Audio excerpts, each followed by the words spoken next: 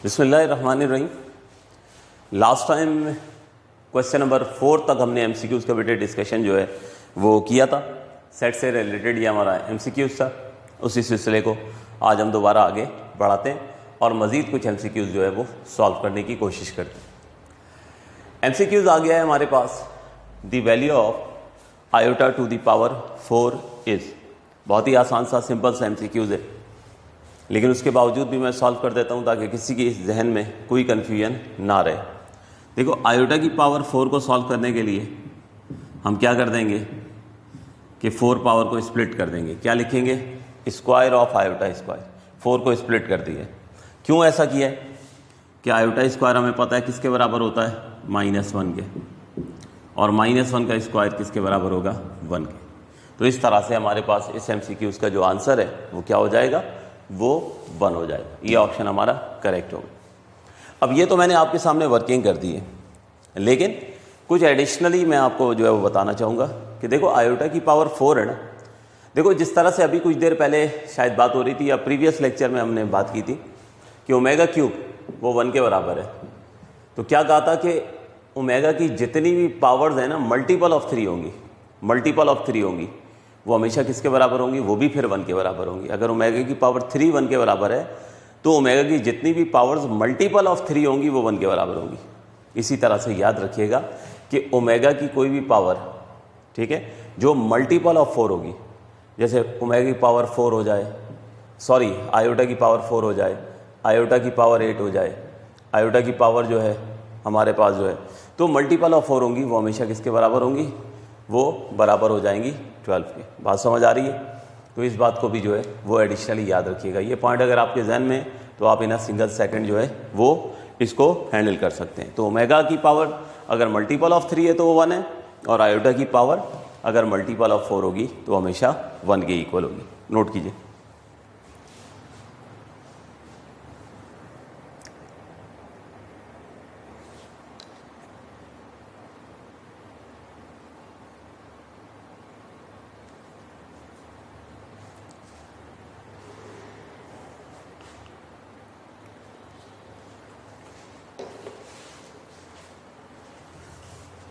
Next हमारे पास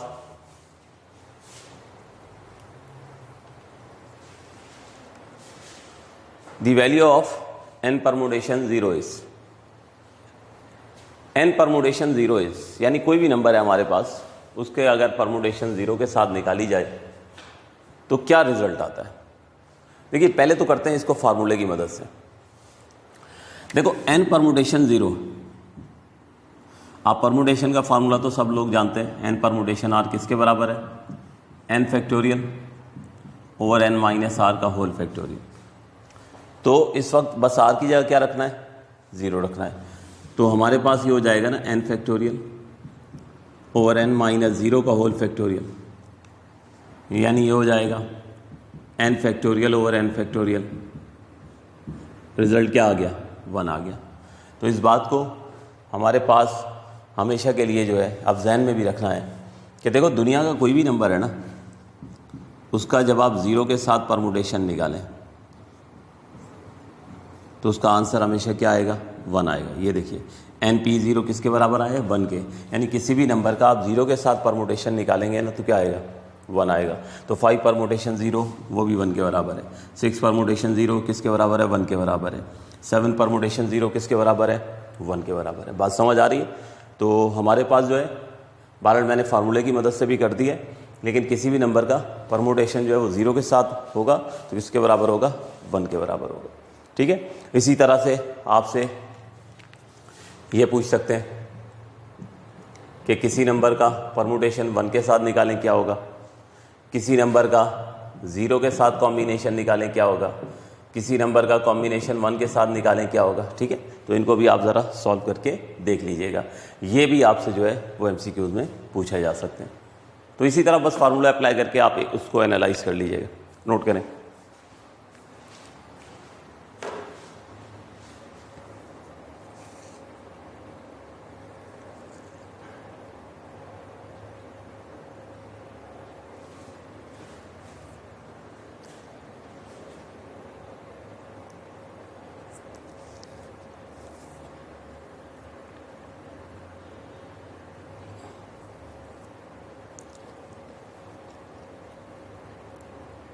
next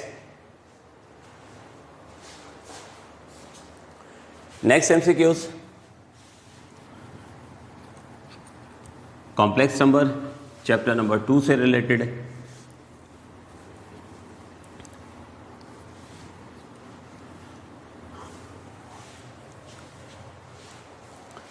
देखो हमारे पास, आपको याद होगा कॉम्प्लेक्स नंबर था हमारे पास, स्ट्रक्चर था उसका a प्लस आयोटा बी, लेकिन उसको ऑर्डर्ड पेयर में हम लिखते थे तो क्या लिखते थे, पहले रियल पार्ट लिखते थे, कॉमा लगाते थे और फिर इमेजिनरी पार्ट लिखते थे। तो यहाँ पे सिचुएशन कुछ ऐसी ही है, एक कॉम्प्लेक्स नंबर है x प्लस 3 कॉमा 3 और वो इक्वल है एक दूसरे कॉम्प्लेक्स नंबर के जो इक्वल है -5 comma 3, x plus 3 comma 3 equal -5 comma 3।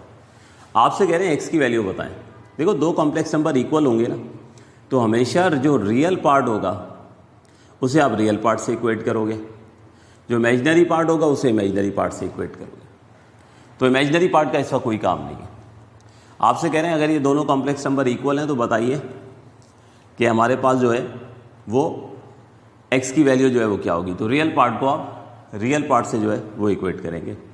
तो x प्लस 3 इक्वल हो गया ना -5 के, x हमारे पास हो जाएगा -5 -3 के, तो x किसके बराबर हो जाएगा -8।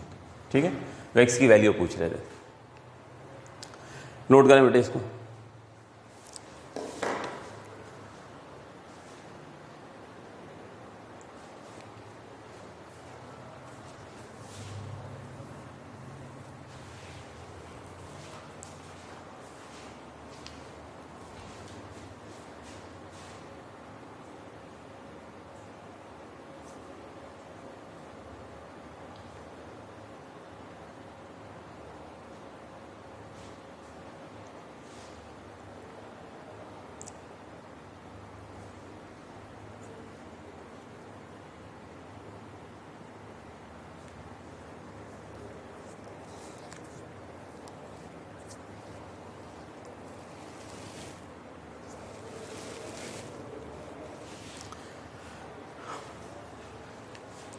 अच्छा, ये ऐसा एमसीक्यूज़ है कि अगर आपने कॉम्प्लेक्स नंबर फॉर एग्जांपल नहीं भी पढ़ा हुआ ना और आप इसको एज अ ऑर्डर्ड पेयर भी जो है वो मान लें तो जब भी आप कर सकते हैं। ठीक है ना, ऑर्डर्ड पेयर में क्या होता है, एब्सिसा होता है पहला एलिमेंट, तो एब्सिसा को आप एब्सिसा से इक्वेट करेंगे जब भी वैल्यू मिल जाएगी। यानी कॉम्प्लेक्स नंबर नहीं भी पढ़ा हुआ ना तो आप खाली जो है वो सिमिलर पोजिशंस के एलिमेंट को इक्वेट करेंगे, आपको मिल जाएगी। इतना आसान एमसीक्यूज़ है ये।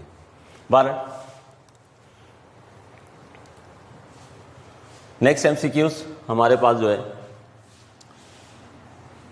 मैट्रिसेस से रिलेटेड है, स्किप करते हैं।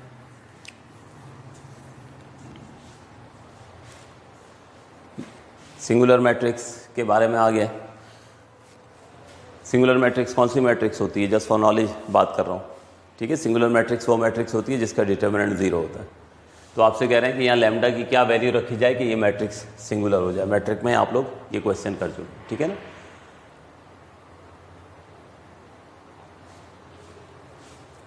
Okay, once again chapter number 3 से रिलेटेड है। ठीक है, नेचर ऑफ रूट्स के हवाले से एक बात स्टूडेंट्स मेरे जहन में अभी आई है तो पहले उसका तस्करा कर दूं। बार बार आपसे एक बात कह रहा हूं कि देखो हमारे पास कोर्स रिड्यूस होने की वजह से ना जो टीचर्स हैं उनके लिए एमसीक्यूज़ बनाना मुश्किल है। बहुत कम टॉपिक्स रह गए हैं कि जिनमें से एमसीक्यूज़ बनते हैं। तो जो आपके जितने भी फार्मूलाज हैं ना वो भी आपके लिए अब एमसीक्यूज़ का काम करेंगे। आई बात समझ में। इसलिए ट्रिग्नोमेट्री के जितने भी फार्मूले हैं, आपको याद होगा हर एक्सरसाइज से पहले मैं आपसे कहता था कि पहला पेज ब्लैंक छोड़िए जिस पे उस एक्सरसाइज में इस्तेमाल होने वाले सारे फार्मूले नोट कीजिए। तो इसी मकसद के लिए थे। तो सारे फार्मूले बहुत अच्छे से मेमोराइज होने चाहिए। हर फार्मूला समझे एमसीक्यूज़ है, भले वो किसी भी चैप्टर का है। आई बात समझ में। जो मतलब ऑब्वियस ही बात हमारे कोर्स में शामिल है, जो निकाल दिया उसकी तो अब बात ही नहीं हो रही ना। आगे बात समझ में। तो फार्मूलाज को बहुत अच्छे से याद रखिएगा। तो बढ़ते हैं वापस इस क्वेश्चन की तरफ। डिस्क्रिमिनेंट की बात हो रही है। If discriminant of a quadratic equation is 4 then its roots are. कह रहे हैं क्वाड्रेटिक इक्वेशन है उसके रूट्स बताएं। सॉरी, एक क्वाड्रेटिक इक्वेशन है उसके डिस्क्रिमिनेंट की वैल्यू बता दी है 4। तो आपसे कह रहे हैं उसके रूट्स कैसे होंगे। तो देखो 4 केसेस हमने डिस्कस किए थे ना कि अगर डिस्क्रिमिनेंट 0 के इक्वल होगा तो इक्वल रूट्स होंगे, अगर डिस्क्रिमिनेंट ग्रेटर देन 0 होगा तो रियल रूट्स होंगे, अगर डिस्क्रिमिनेंट लेस देन 0 होगा तो कॉम्प्लेक्स रूट्स होंगे, और डिस्क्रिमिनेंट अगर परफेक्ट स्क्वायर हो जाएगा तो क्या होंगे, रूट्स रैशनल होंगे। तो इस वक्त आपसे कह रहे हैं क्वाड्रेटिक इक्वेशन है और उसके डिस्क्रिमिनेंट की वैल्यू 4 है, तो 4 जो है वो परफेक्ट स्क्वायर है ना, 4 जो है वो परफेक्ट स्क्वायर है, उसे स्क्वायर ऑफ 2 लिख सकते हैं। तो इसका मतलब क्या हुआ कि वो क्वाड्रेटिक इक्वेशन जिसके डिस्क्रिमिनेंट की वैल्यू 4 है यानी परफेक्ट स्क्वायर है, तो रूट्स यकीनन रैशनल होंगे। तो इसका ये ऑप्शन, फर्स्ट ऑप्शन जो है ये बेटे करेक्ट होगा, नोट करें।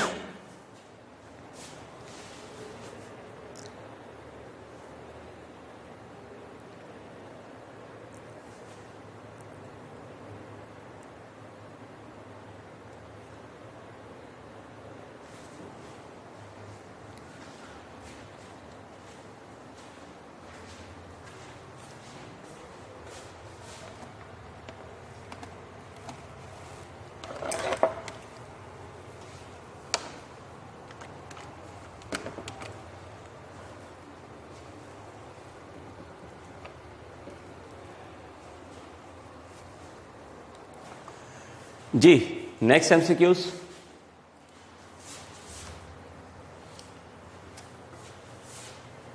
मैट्रिसेस से रिलेटेड, if two matrices are conformable for multiplication. Okay, ignore करते हैं।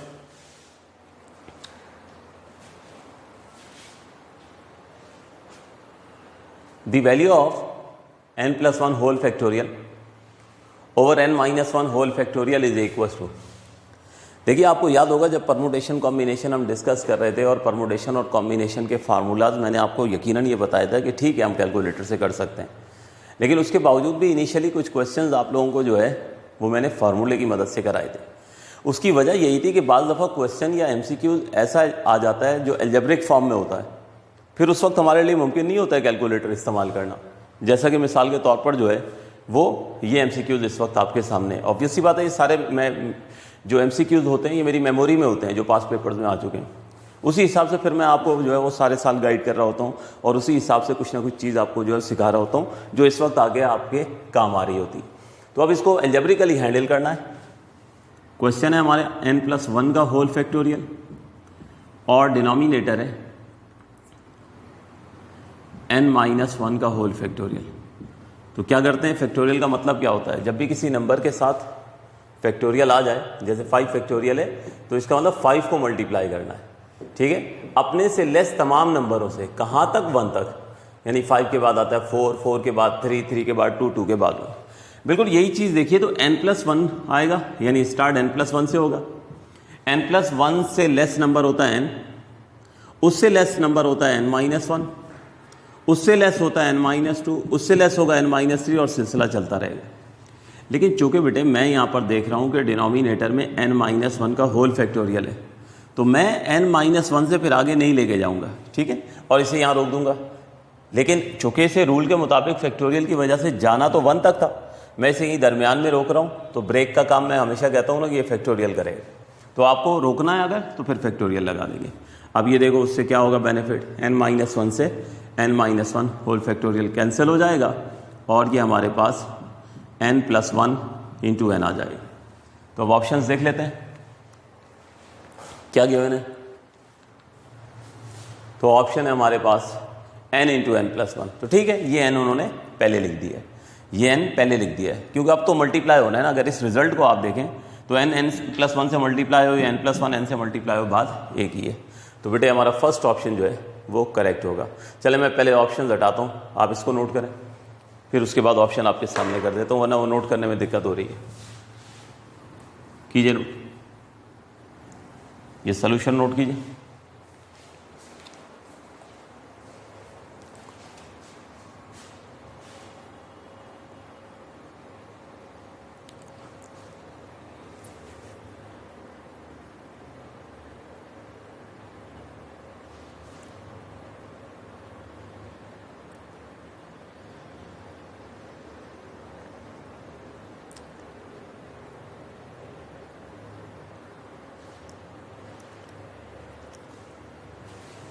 नेक्स्ट बल्कि ये ऑप्शन नोट कीजिए।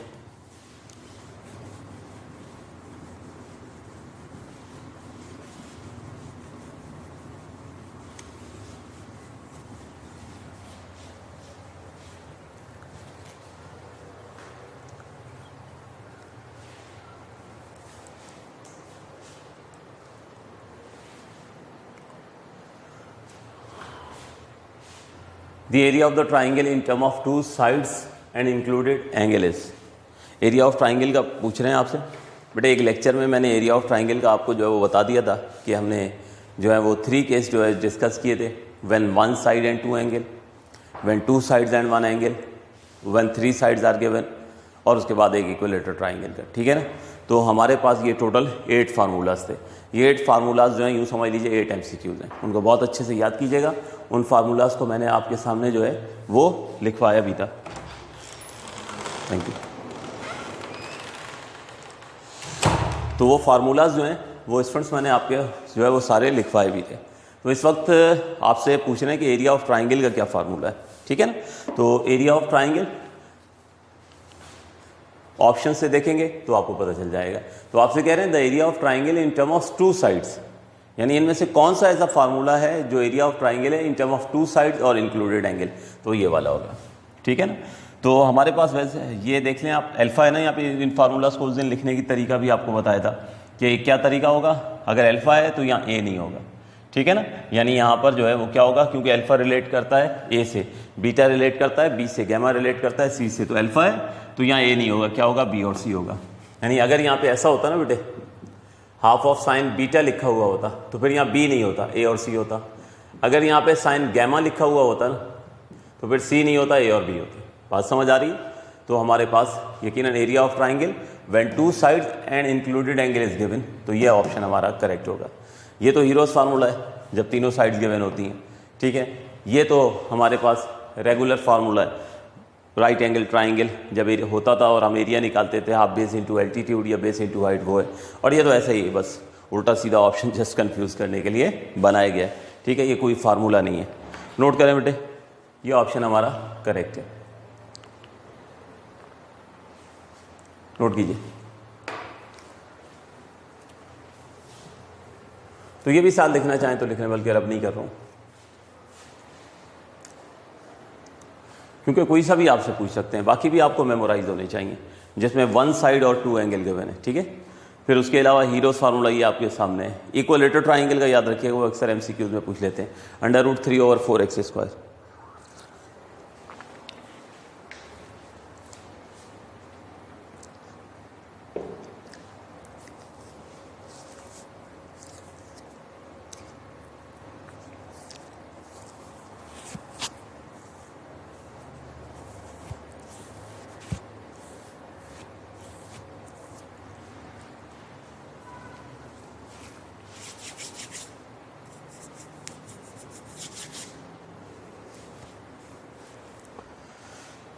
नेक्स्ट MCQs,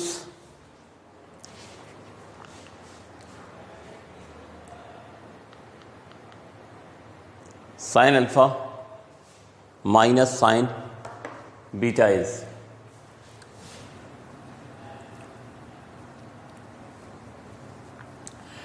देखो हमारे पास फार्मूलाज हमने डिस्कस किए थे, sine you minus sine b, sine you plus sine b, sum into product formula, cos you plus cos b और cos you minus cos b. ये 4 फार्मूलाज हैं।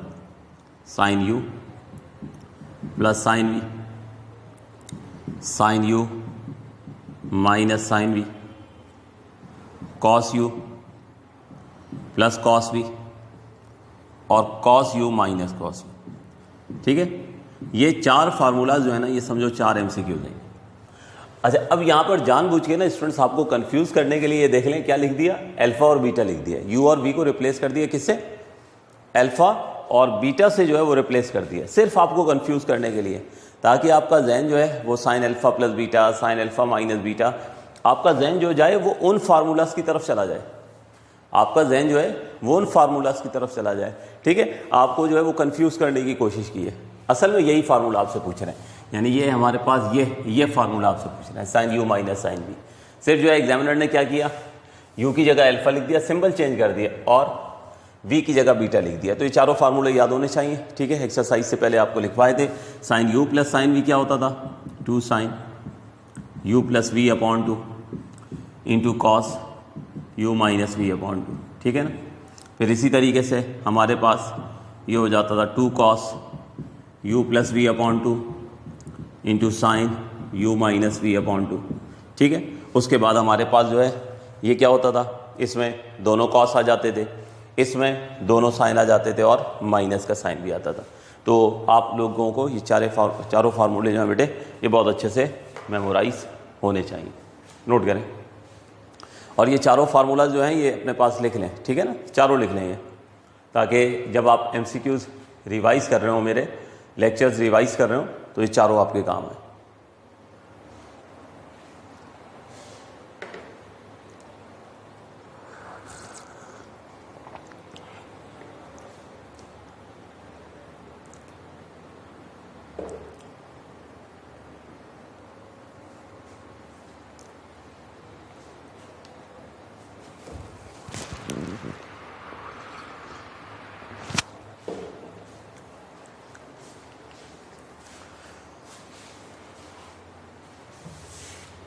इसी तरह साइन अल्फा प्लस बीटा का formula है sine alpha into cos beta plus cos alpha into sine beta.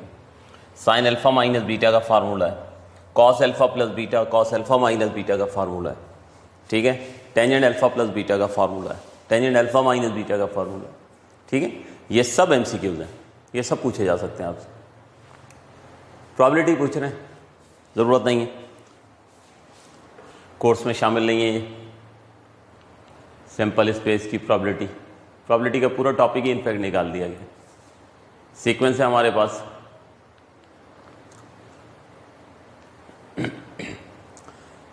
तो आपसे पूछ रहे हैं कि ये कौन सा सीक्वेंस है।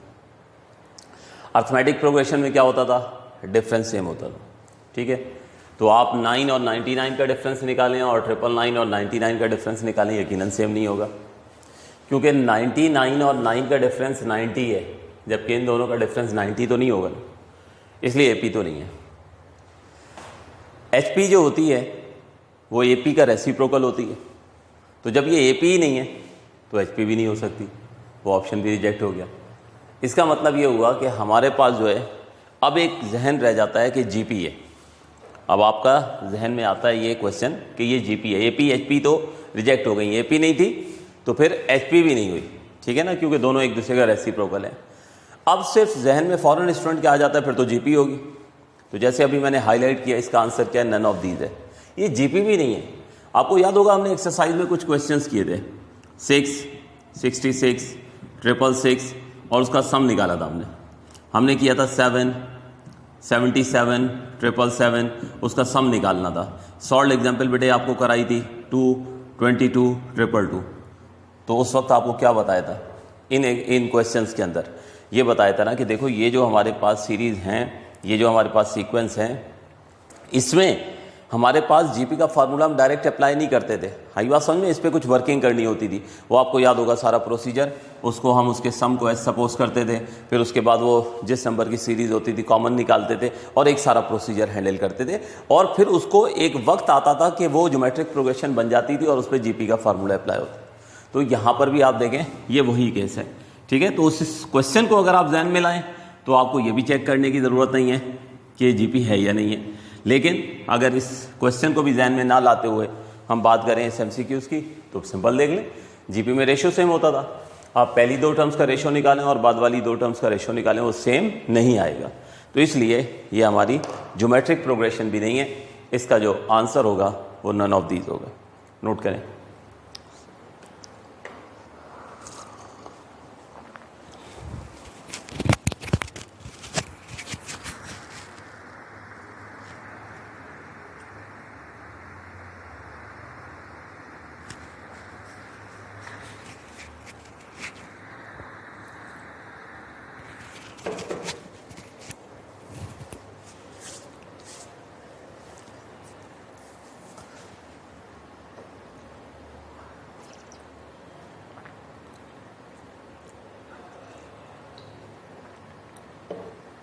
ओके, ओमेगा की पावर 16 पूछ रहे हैं आपसे। If omega is the complex cube root of unity then omega to the power 16 is. देखिए ओमेगा की पावर को एक्सरसाइज 3.3 से कोई भी आपने पावर सॉल्व करनी हो, आप उसे करीब तरीन मल्टीपल ऑफ 3 में ब्रेक करने की कोशिश करते हैं, क्योंकि ओमेगा क्यूब 1 के बराबर होता है। तो 16 के करीब जो 3 का मल्टीपल है वो 15 है ना, 3 5 ज़ा 15। तो आप 16 को लिखोगे 15 + 1। In the next step omega 15 into omega to the power 1 power आपको पता है मेंशन नहीं करते। तो बस अब यहाँ पे हमारे पास जो है MCQs की हद तक बताऊँ तो मैंने आपसे क्या कहा है, ओमेगा क्यूब 1 के बराबर है। तो ओमेगा की जितनी भी पावर्स मल्टीपल ऑफ 3 होंगी वो भी 1 के बराबर होंगी। तो आप डायरेक्टली भी कह सकते हो कि यहाँ पर ये किसके बराबर है, 1 के। तो 1 इंटू ओमेगा आंसर क्या हो जाएगा, ओमेगा के बराबर हो जाएगा। लेकिन याद रखिएगा एक्सरसाइज का कोई क्वेश्चन आ जाए ना शॉर्ट क्वेश्चन में, फिर ये ट्रिक ना लगाते फिरना, मार्क्स डिडक्ट हो जाएंगे कि डायरेक्ट आप लिख दो कि ओमेगा 15 जो है वो 1 के बराबर है। आई बात समझ में? फिर आपको क्या करना होगा, फिर आप 15 को लिखोगे omega cube to the power 5, ठीक है। 15 को इस तरह ब्रेक कर लोगे, फिर ओमेगा क्यूब की जगह आप पुट करोगे 1, ठीक है। तो 1 की पावर 5 इंटू ओमेगा जो कि 1 हो जाएगा और इस तरह आंसर ओमेगा आ जाएगा। MCQs की हद तक ये चीज़ डायरेक्ट कर सकते हो, ठीक हो गया। नोट करो इसको।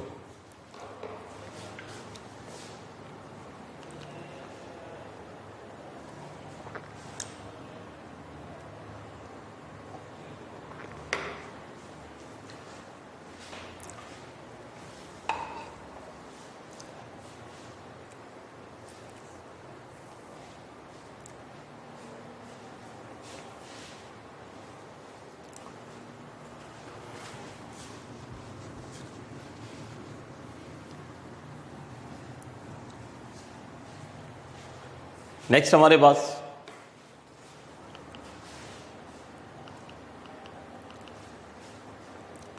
Tangent theta into cosec theta. Just trigonometrically आप इसे सिंप्लीफाई करोगे, ठीक है। Tangent into cosec theta, tangent को लिख दो बेटे साइन ओवर कॉस, कोसेक को लिख दो 1 ओवर साइन। साइन से साइन कैंसिल,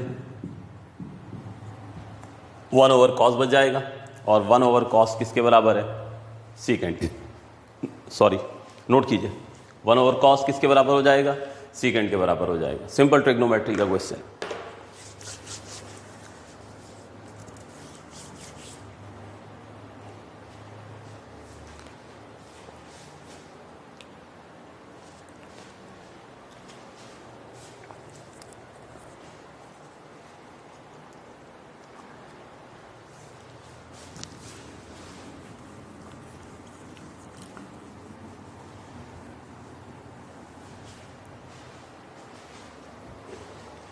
नेक्स्ट हमारे पास the quadratic equation whose roots are -2 and -3। आपको वो क्वाड्रेटिक इक्वेशन डिटरमाइन करने हैं जिसके रूट्स -2 और -3 हो। तो आपको याद होगा बेटे कि कभी भी रूट्स गिवन हो और इक्वेशन मालूम करनी हो तो ये फॉर्मूला हम इस्तेमाल करते थे, x² minus sum of root into X plus product of root equals to 0। तो इस वक्त रूट -2 और -3 गिवन है। तो सबसे पहले हम रूट्स का सम निकाल लेते हैं। -2 में ऐड करते हैं -3, तो ये हो जाएगा -2 -3, यानी सम ऑफ रूट हो गया -5। प्रोडक्ट ऑफ रूट निकालने के लिए -2 को -3 से मल्टीप्लाई कर दीजिए तो आ गया 6। तो अब sum of root -5, product of root 6 यहाँ पुट कर देंगे।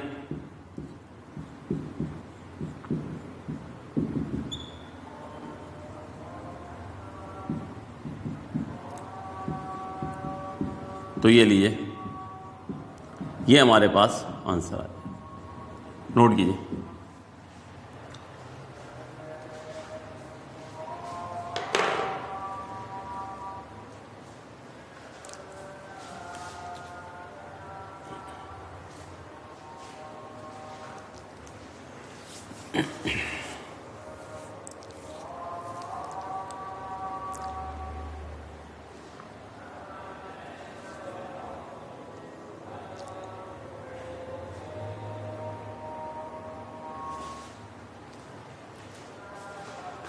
तो ये इसके ऑप्शन है, ठीक है। x² + 5x + 6 ये इसका करेक्ट ऑप्शन भी लिख लीजिए।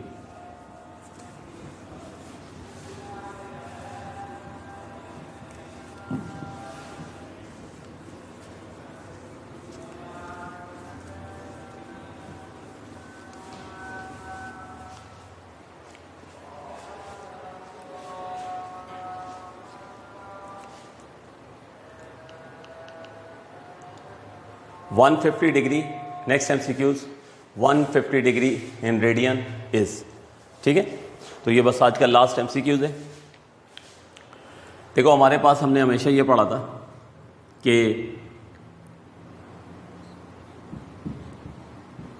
पाई रेडियन किसके बराबर होता है, 180 डिग्री के, ठीक है। तो 1 डिग्री किसके बराबर हो जाएगा, 180 को क्रॉस मल्टीप्लाई करके इधर ले आए तो π/180 रेडियन, ठीक है। तो बस अब आपको 150 डिग्री चाहिए, तो 150 से मल्टीप्लाई कर दें बोथ साइड,